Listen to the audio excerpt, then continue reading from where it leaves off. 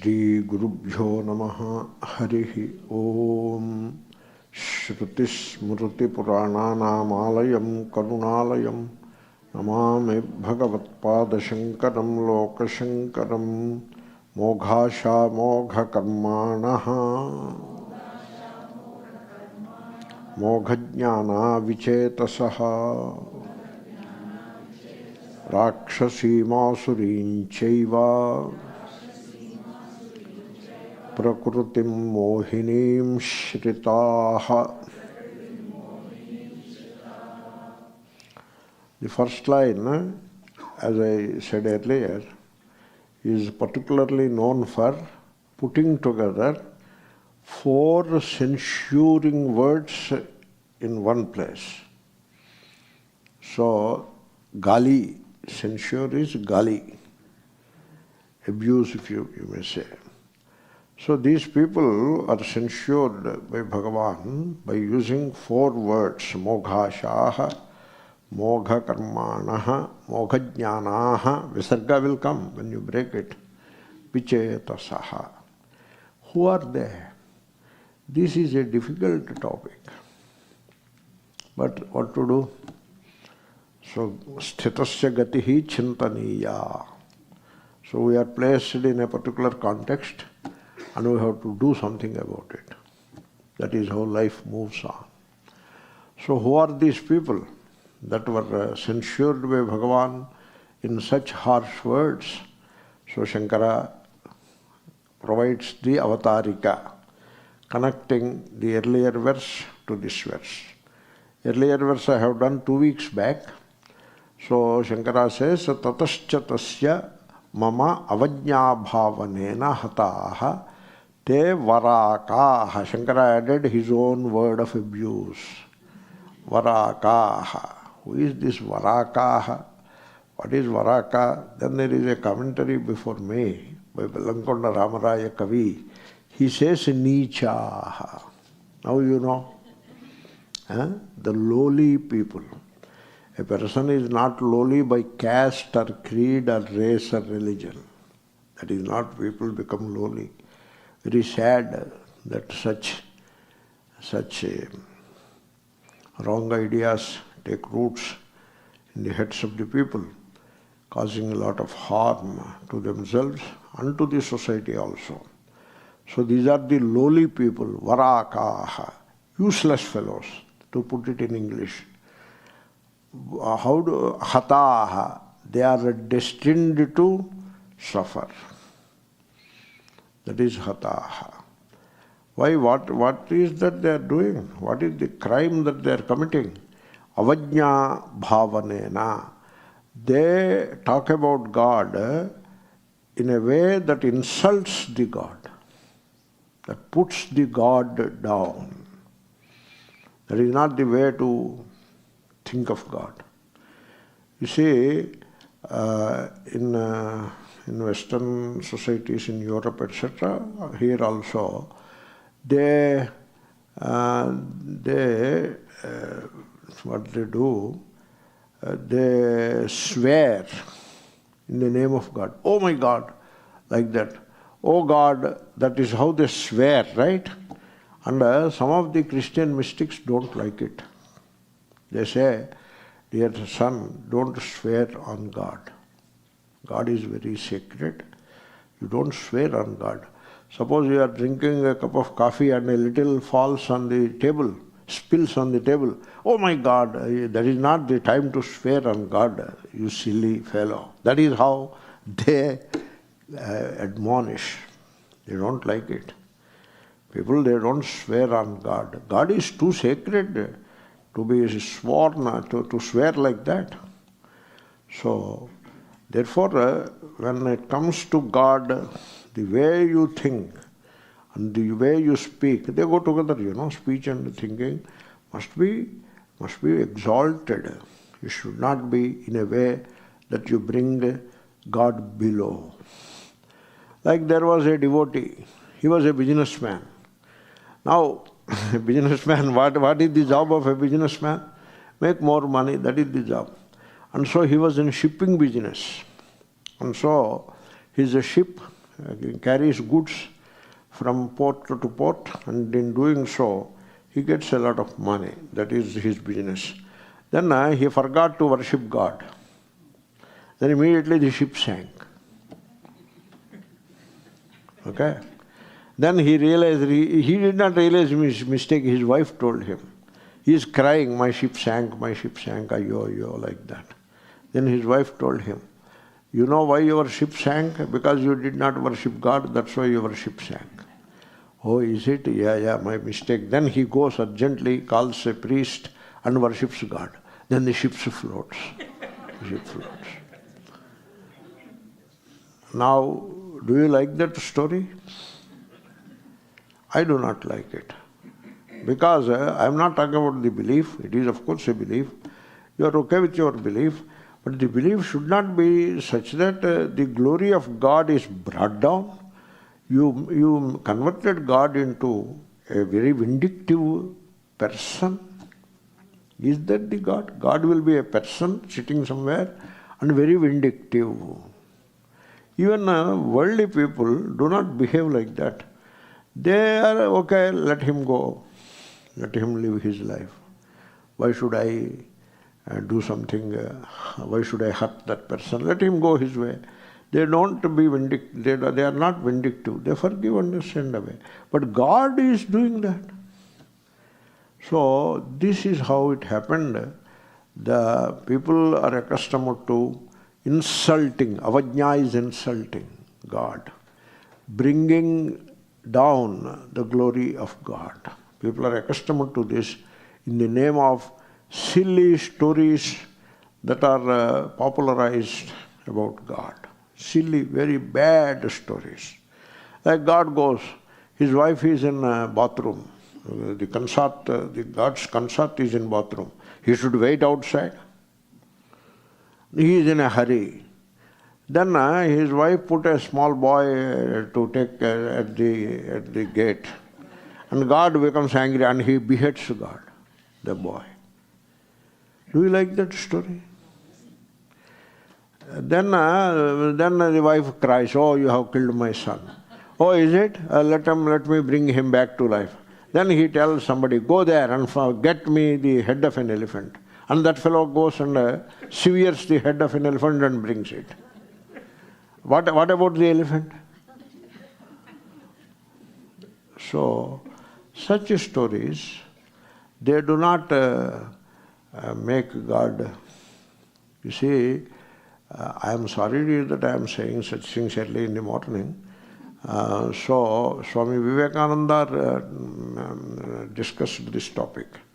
He told that the Vaishnavacharyas in the medieval period converted Lord Krishna into a kind of a very playboy kind of thing, which is very unfortunate. And he made very harsh comments about it. He did not like any of that. And he did not mention a particular acharya, but a group of acharyas, they have made Krishna into some kind of a hippie boy or something. What is Krishna? You look at the Gita. There comes the Sri Krishna. Sri Krishna is a universal philosopher, the Jagat Guru. Krishnam Vande Jagat Guru, the teacher of the universe. That is what he taught. Even today it is relevant. It will be relevant even after another 10,000 years. And it is relevant in India, in Alaska, as much it is relevant in India. No difference at all. That kind of a universal teaching applies to entire humanity at all times. That is the philosopher of highest order. And now you make him create some stories which have no meaning at all. Those stories, if you go to Mahabharata, you don't find any of those stories. They are not there at all. And create another set of stories. And so that is what is he referring to. So what he says, so who is Sri Krishna? So the answer is Manushim Tanumashritam. Sri Krishna is God who has taken a human body. That is how you look at Sri Krishna. Who is Sri Krishna? A human being. So, Manushim Tanumashiritam, just like you and me are holding on to a physical body of a human being, two-legged body, Chatushpadaha Dvipadaha, having two legs. So that is the human body, very unique. All other animals, mammals, etc. have four legs, but this is two legs. And that's why monkey, which is in between, sometimes it walks on two legs, sometimes on four legs. It is kind of a transition. You can see that. Therefore, this two-legged body, so God is in the form of a human being. That is how you take Sri Krishna. He is the son of Devaki and Vasudeva, born on so-and-so date, and so celebrate his birthday. What is all that means? You commemorate the birth of the boy who later became the Jagat Guru. That is fine. But you take the birth to be real, the human body to be real, and then put all the human qualities upon the God. How are human beings? So they cannot live alone. They want a companion. So man, the biological attraction is there. Therefore man wants a woman and woman wants a man as companion. And Sri Krishna is no different. And there was polygamy in this society, and Sri Krishna is no different. And we celebrate marriage day, Sri Krishna is no different. And we celebrate children's birthday, Sri Krishna has children, and he too celebrates the birthday of his children. This is what is called humanism. Humanism in sociology, that is the term used for a concept or for a way of thinking in which God is converted into a human being like you and me. Humanism. There is a social scientist by name, some of you must have heard, Pavan K. Verma. He is a diplomat and also a social scientist.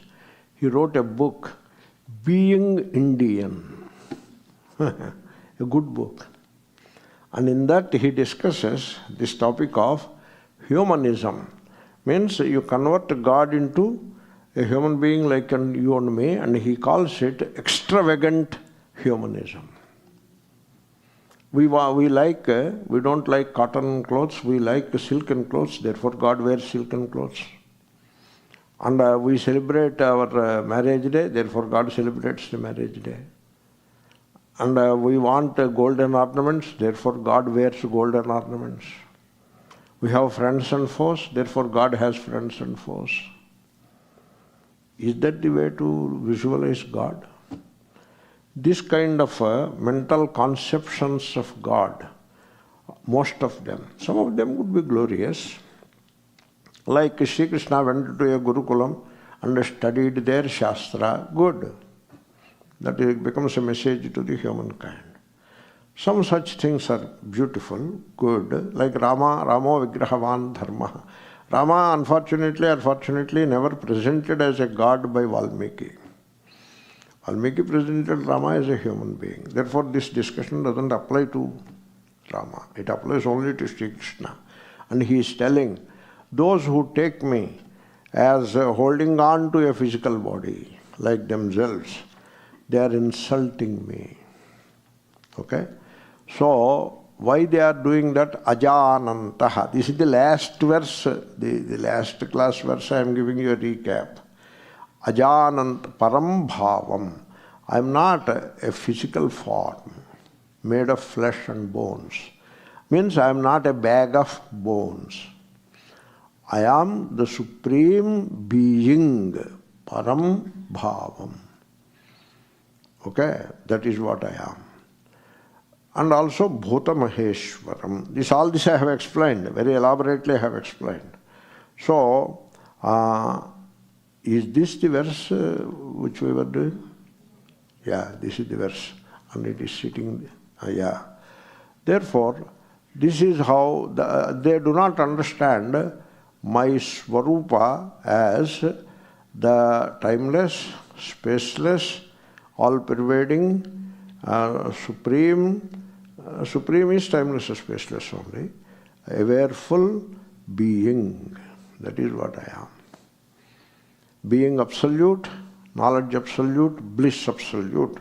That is what I am. They don't know that. And they think that I am a human being. This is how they are insulting me. And because they insult me, their thinking is of very low order, varakaha. So why are they doing it? So now we come to this present verse. Why are they doing it? Because vichetasaha. You can see that vichetasaha. Oh, this is the earlier verse?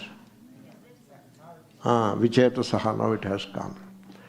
Vichetasaha means dimag nahi hai. Vichetasaha means they don't have thinking. And so, of course, Shankara provides the required assistance.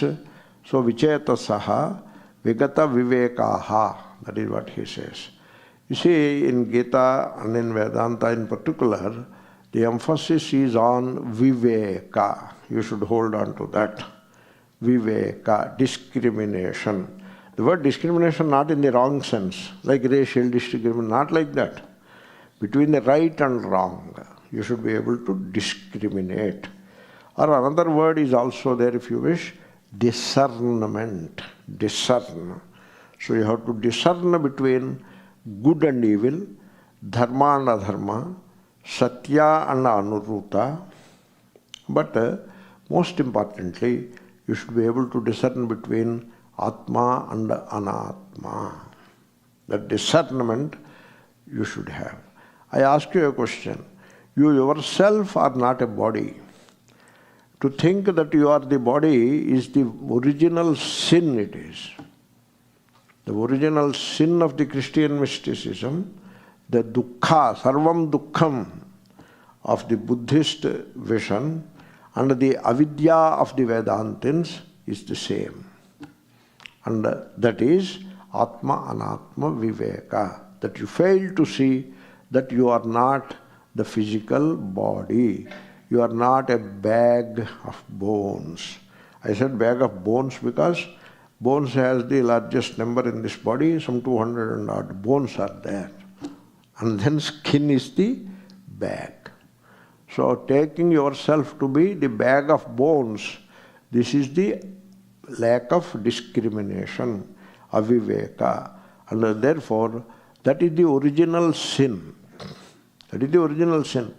Original sin, like the theological Christianity says, man and woman get attracted. That is not the sin.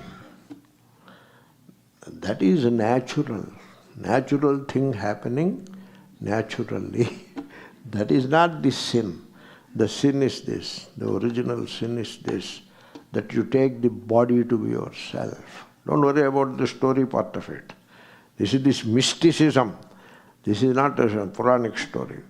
Therefore, you fail to see, even you take yourself to be the body, are committing the fundamental sin. What to speak of God? Sri Krishna is committing that sin. Is that what he is doing? Who says, Ajo nitya shashvatoyam puranaha nahanyate hanyamane sharire. That is what he says. The body dies, but I live ever. That is what he says about Atma. And you say, he is the Devaki Nandanaha. He was born here, he was born there, and all kinds of stories. He is a historic person. To that extent, you can say a few things, but you should not take them as absolute. Here, this is not history. This is philosophy, you know. Therefore, at this level, you know history, that is fine, but you should not take Sri Krishna as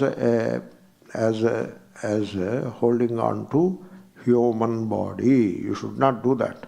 If you do that, you do the same thing to yourself. Why you offer sweets to Krishna? Because you are addicted to sweets. Why you say Sri Krishna was wearing silk clothes? Did you see him wearing silk clothes? Did Vyasa mention anywhere like that? Why you say like that? Because you wear silk clothes, right? Therefore, even you see, I don't want to go start doing research here. I'm not sure whether Vyasa mentioned anything about peacock feather or any such thing. That all came elsewhere. So suppose he puts a peacock feather in his turban. So what? You see, what happened is he puts a peacock feather in the turban that came to the life of the peacocks. And these bhaktas won't allow the peacocks to live at peace. They run behind the peacock and pull the peacock feathers. If they fall, they can take, but they don't stop there. And the peacock feathers has a market. Now you know, poachers are there. They somehow put a net and catch hold of a peacock and cut off all its feathers and put in the market. So, and we do bhajana. More mukuta, like that you do bhajana. And so this has become the religion, the most insensitive to the suffering of the birds and animals and all that. You should not do all these things. You know Sri Krishna. So, ajo nitya shashvatoyam puranaha nayam hanti nahanyate nasochanti panditaha tamstitikshasva bharata. This is Sri Krishna. That is the level of Sri Krishna. So, suppose you look at Guru. How do you look at Guru? Our Guru is a very nice, he fits this entire chair very well. And now he has a flowing white beard and he has a photogenic face. Is that the Guru? That is not the Guru. Guru means so one who teaches Atma Anatma Viveka. That is the Guru. So if Guru is like that, if you are like that, Sri Krishna should not be brought down to that level. These people, they do it because they have concluded very wrongly in their delusion that they are the body, therefore God is the body, they are married, therefore God is married, they have children, therefore God has children, they like sweets, therefore God likes sweets. This way. This is how they are insulting the God. You see, I tell you, all conceptions of God are anthropomorphic in nature. That is the general rule. People worship the God of their conception. So be very careful. So that translates, I put it in somewhat big sounding English words, put in in simple words. So people worship the God created out of their own thought process. The God that they worship came from their thoughts. That is how you can see that everywhere. You can see that. So, while worshipping God, they burst crackers, processioners. When we win a cricket match, we take a procession and crackers. Now you know anthropomorphic God. You can understand. Huh? So, we decorate with flowers, the women at least. Men used to decorate with flowers too, but now it has become out of vogue. Men used to decorate with flowers, but women still do it. Therefore, you decorate God with flowers. This is anthropomorphism all the way. You should come out of it and understand God correctly. How to do that? First, understand yourself correctly. This is the Vedantic vision. To know God, where should you start? You start with yourself. You know yourself, then afterwards I will know God. Good, you start. Then by the time you understand yourself, now you understand that I need not know God anymore. The job is done. Knowing first myself and then knowing God, no. By the time you know yourself, you have already known the God. Therefore, you should have that Atma, Anatma, Viveka. But we are talking of those people who miss this crucial understanding, the distinction between Atma and Anatma. We are talking of them. So, what happens? What is the direct outcome of lack of discrimination between Atma and Anatma? Ashaha, a variety of desires. Asha is desires. And maybe some are good desires. Moghashaha. All their desires are worthless. Mogha is worthless, wasteful. Amogha is wasteless. Mogha is wasteful. So, you see, I tell you, also this morning, that only contentment can make you happy. Not the fulfillment of desires. That one, you think that you will become happy by fulfilling desires. You are living in some delusion. So that is not the correct. Only contentment can make you happy, because you desire and fulfill. Asha is desire. So Shankara here, moghaha, vrutha, ashaha, ashishaha, yeshante, moghashaha. So that is the word, and their desires are entirely worthless. So, because desires do not make anybody happy, desires fulfilled breed more desires. And the desires keep you ever in a sense of lacking or insufficiency. That is where the desire keeps you. So somehow I am insufficient, and somehow things are not satisfactory. There is a sense of unsatisfactoriness. That is how you project a desire. Therefore, desire confirms the unsatisfactoriness and insufficiency in you, which is false. You don't know. You don't have the viveka. That's why you take all the insufficiencies of the physical body and take them upon yourself due to lack of Atma, Anatma, Viveka. That is how you desire. So, don't ask the question which is good desire, which is bad desire. All desires are bad. Some are worse than the others, but all desires are basically bad because they are coming out of a wrong premise about yourself. That you are missing something, it is unsatisfactory, life is unsatisfactory for you, and in you there is insufficiency. That is the foundation of desire, which is a false foundation.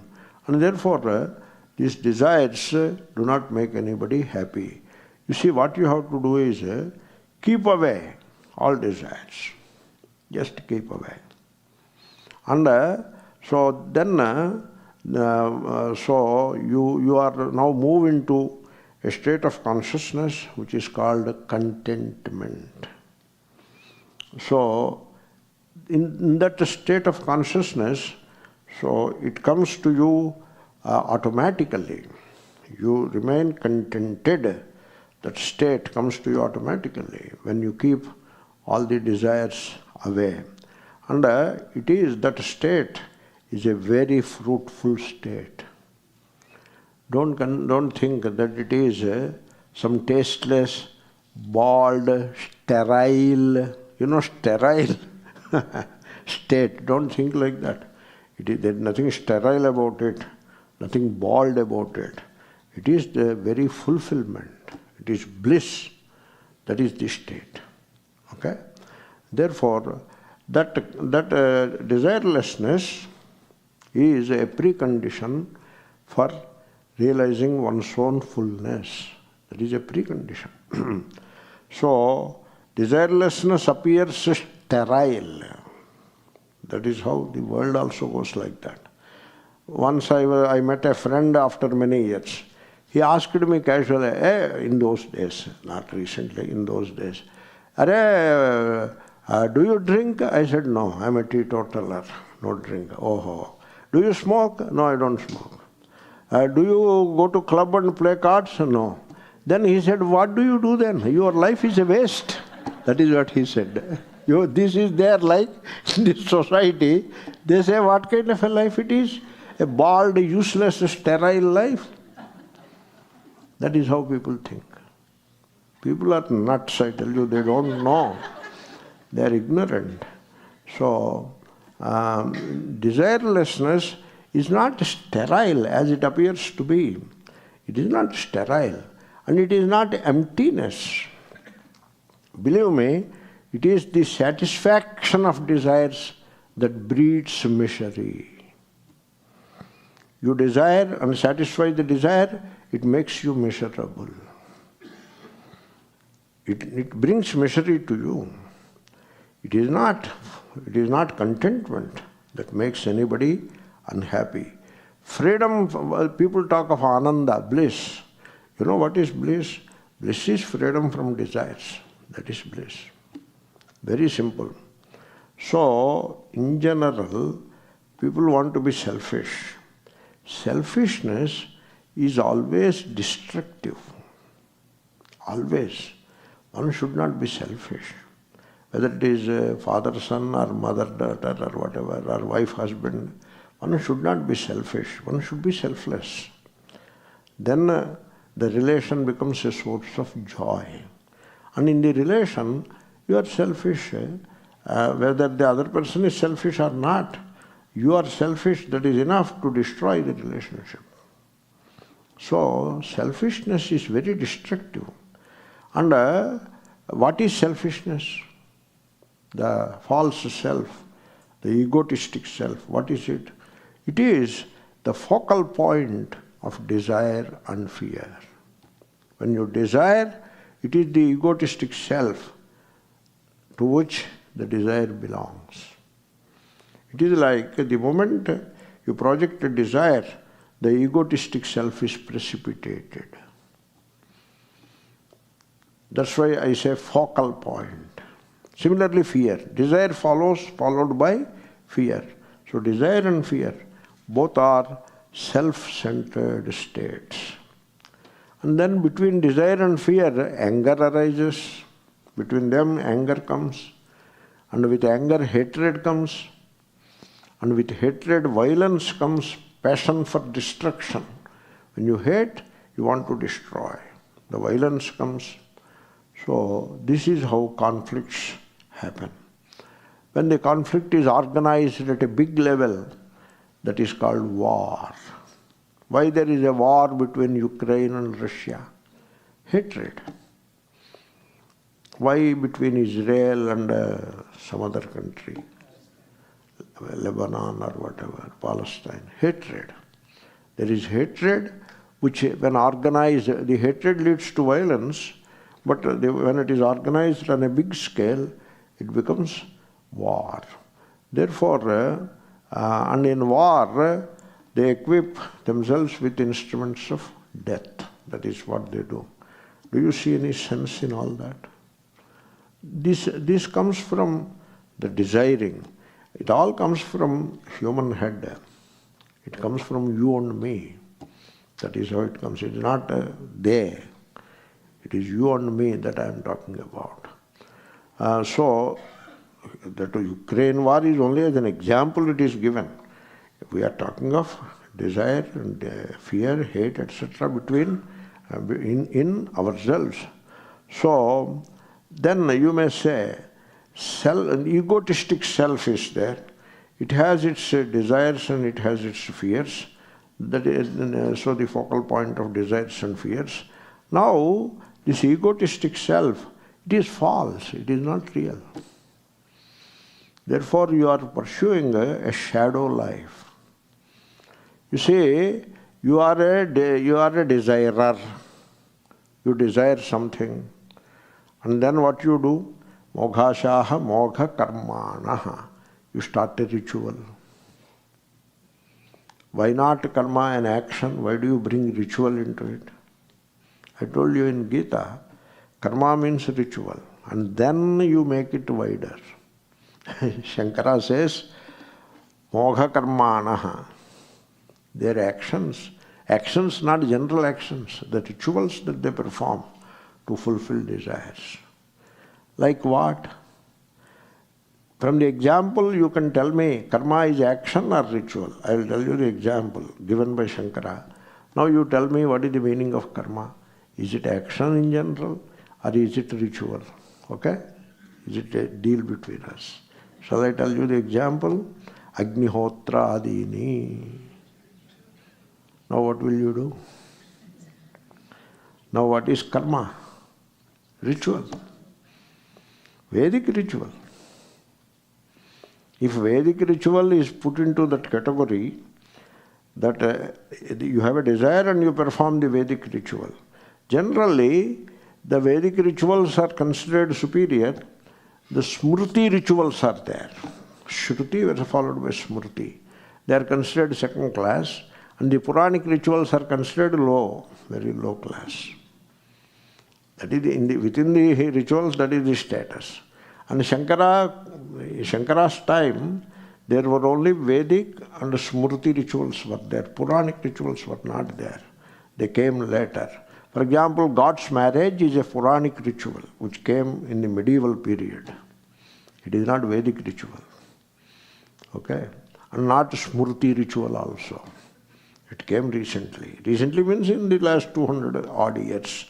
Therefore, Shankara, you see, the one who eats doors, for him papad is how much? So similarly, Shankara is saying the Vedic ritual, inspired by desire, he is censuring it. And because he is talking of Atma Jnanam, the higher state. That is the idea of nahinanda, censure. There is a principle followed.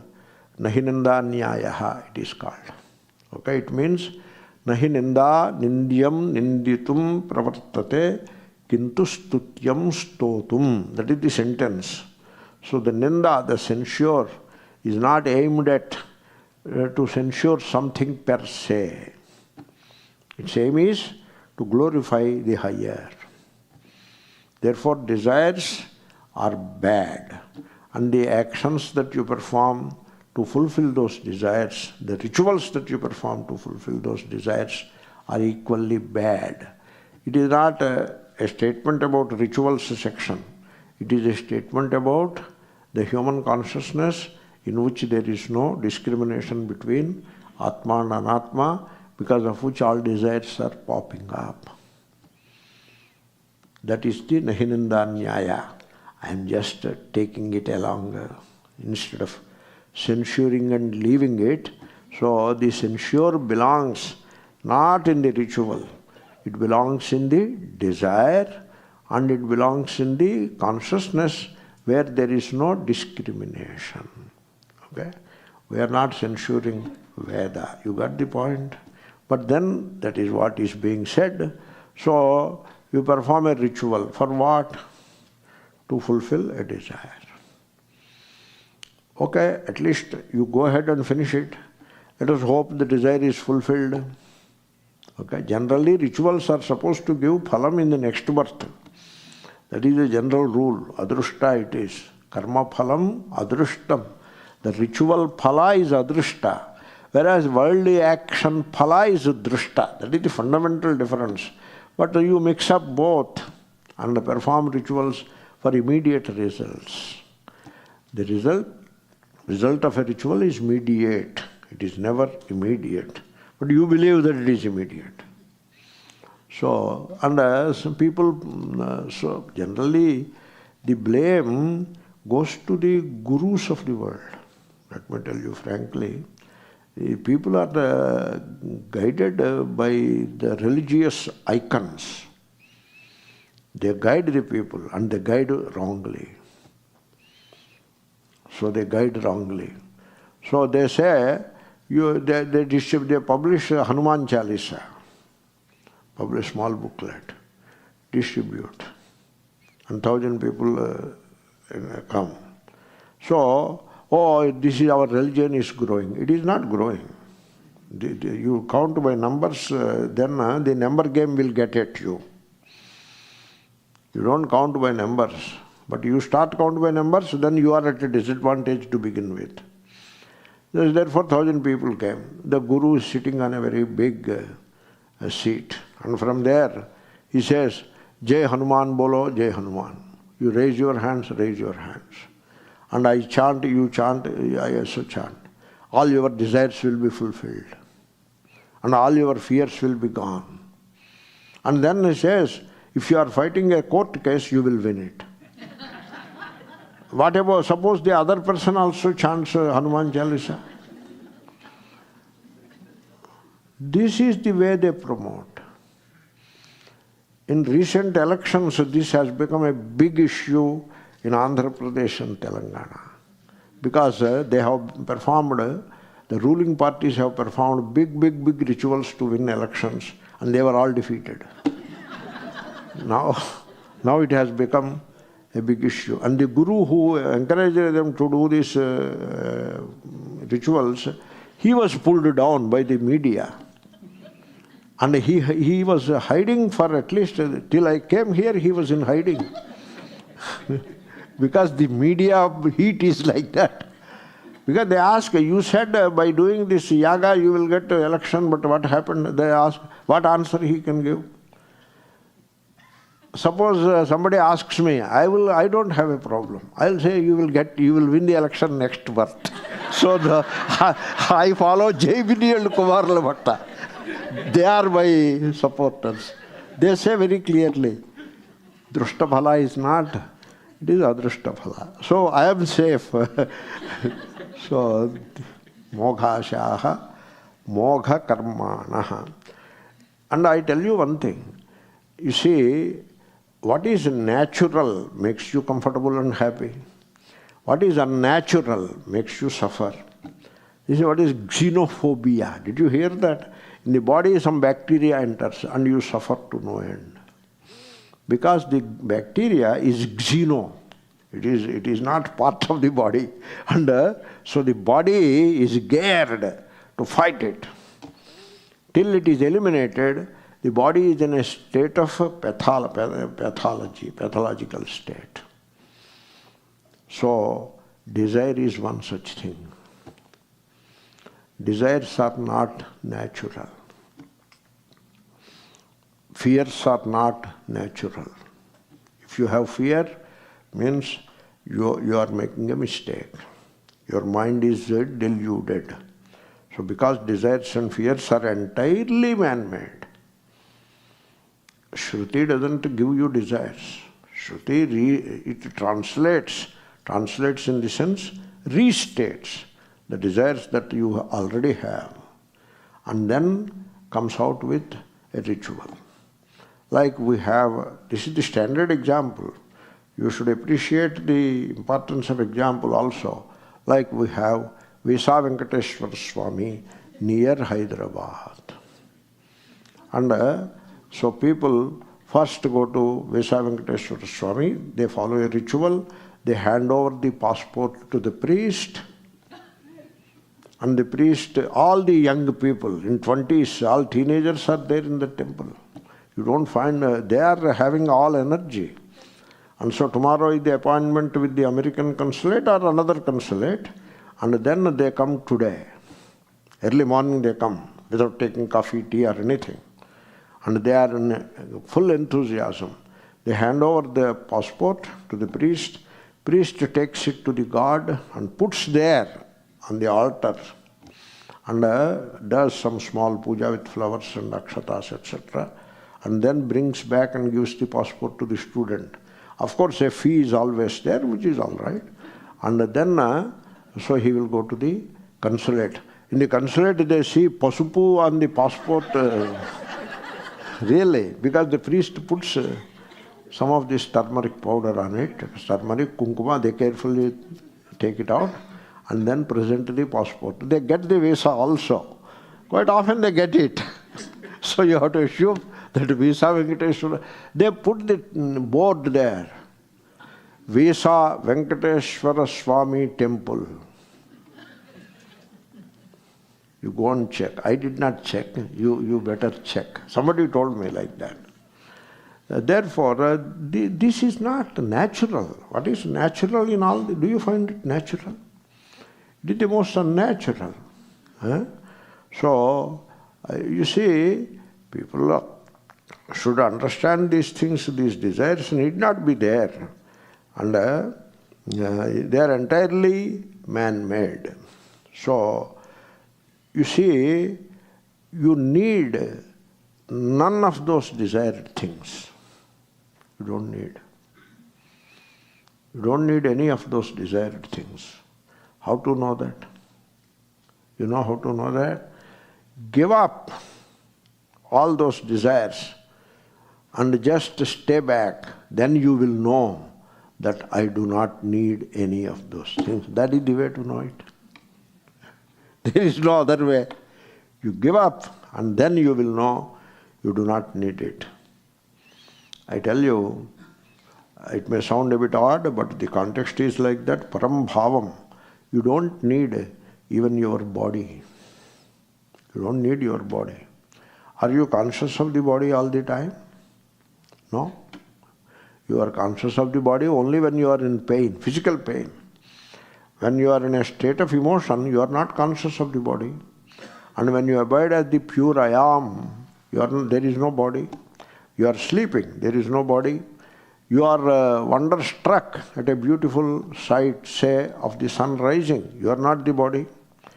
You are body only when you think of the body, and you think of the body only when the body draws your attention due to some pain. Therefore, you do not even need the body. You are something beyond the body. That is what you have to know, param bhavam. And so, when you don't even need the body, do you need all these desires? Do you need to desire all these things? And I will tell one more thing.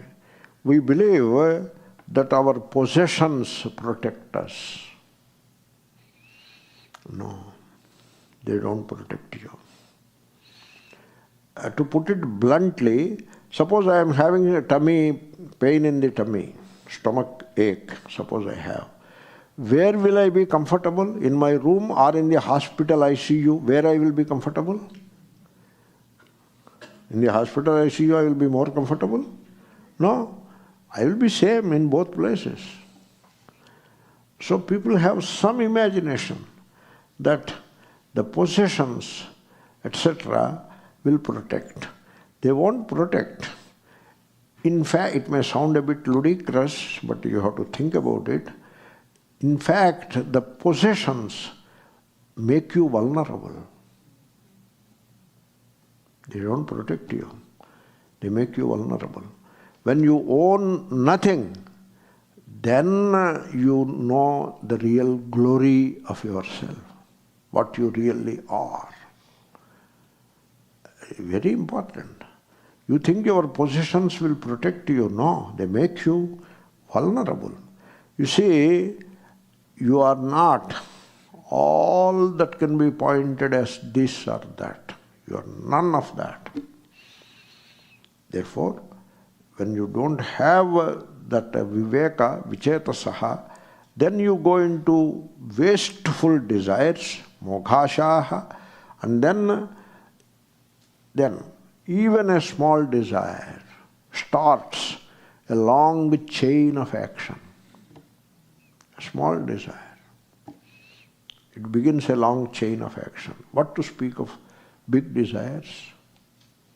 So, therefore, mogha karmanaha, if the desires are so wasteful, then what about the rituals that you perform to fulfill those desires? They are equally wasteful. Then why people are doing in the world? People are doing, gurus are encouraging. Why they are doing it? Only one answer. They don't know. What else can you say? No, what do you mean they don't know? They are great scholars. Their scholarship is wasteful. Moghajnana.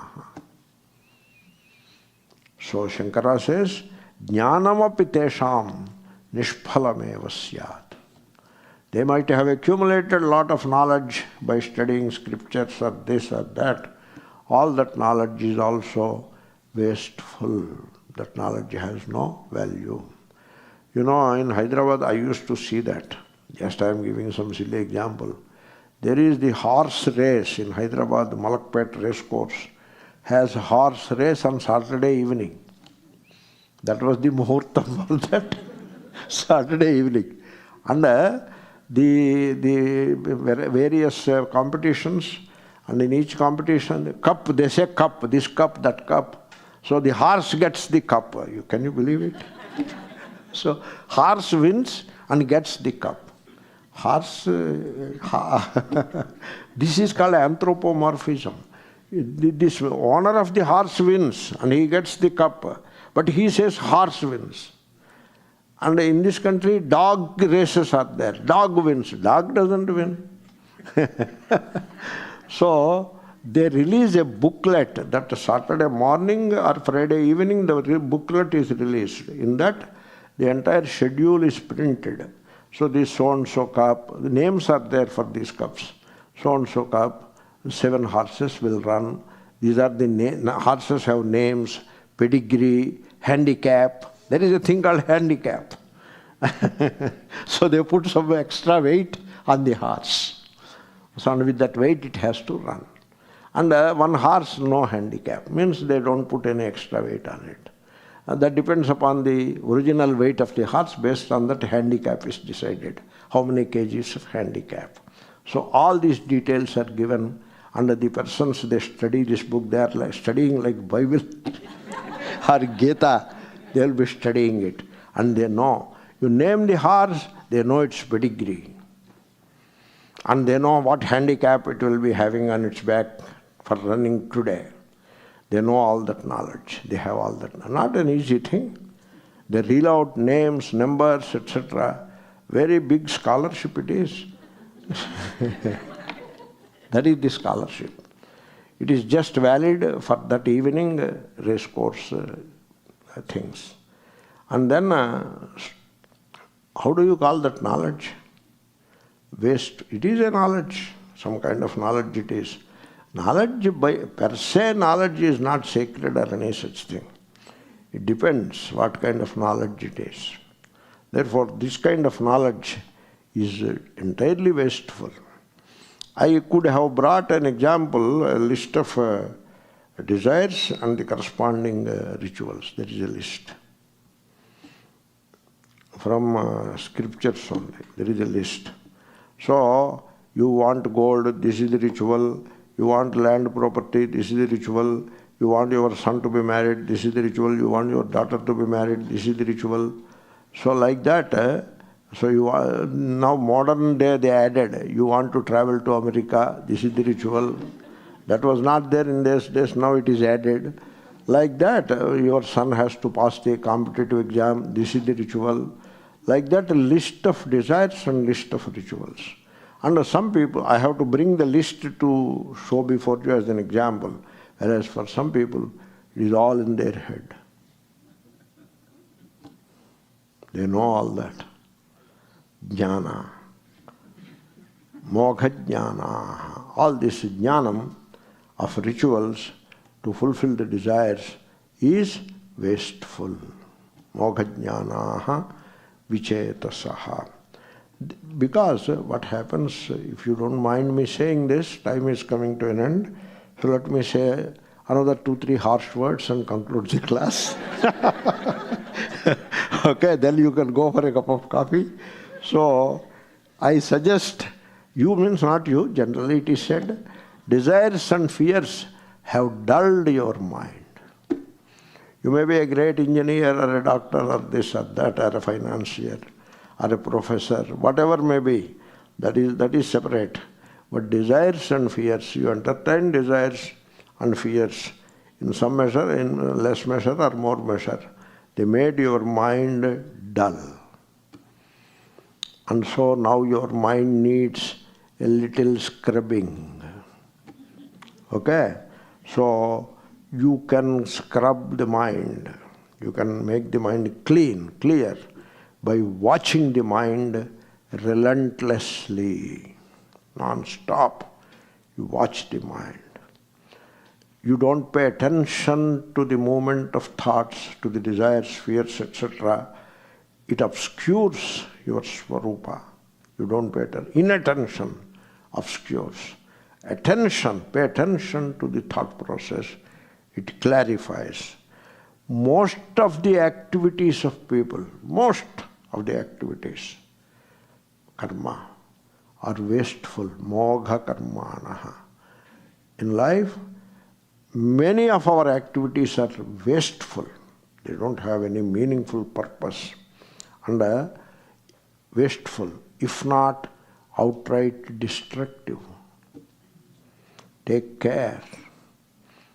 If you don't follow the right advice coming from Gita, you have to pay a heavy price.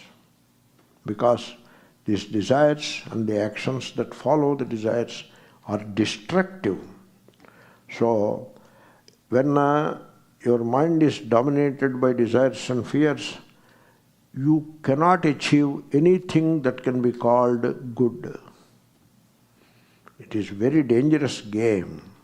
So, you stop the desires, give up. That begins the good in life. Therefore, you have to understand the importance of all that. So, Shankara gives further examples. Moghajnanaha vicetasaha. Only that much I could finish. Rakshasi masurin chaiva. You see, in some of these rituals, they use the language which Shankara is quoting. So, Shatrun, Nashaya, Nashaya. Did you hear that? He is quoting that. Chindhi, Chindhi, Bhindhi, Bhindhi. He is quoting. Is this the prayers you want to do? So, our enemies, destroy them, destroy them. Break them apart, break them apart. That is how you want to do rituals. These are destructive, I tell you. Only saving grace in this delusion is that most of the people do not know Sanskrit. That is the only saving grace. That's why when you hear Chindhi, Chindhi, Bhindhi, Bhindhi, you think that he is doing good in mantras. That is how people think. When the things are said, the wrong things are said in Sanskrit, they sound, oh, some great things are being said like that. Because people, they are just ignorant. They don't know anything. They may be very great in their field of technological excellence and all that, but when it comes to religion, they are outright ignorant. And therefore, they are entirely led by Moghajnana. That is how they are led. I have said enough. I don't feel good to say these things, but you have to say. To wake up, to shake. You have to shake. Vedanta class must be shaking. It should not be appeasing. Okay, that is the purpose of the class. Second line will come in the next class. Next class is not today, okay? Today, next class is Upanishad. Om Purnamada Purnamidam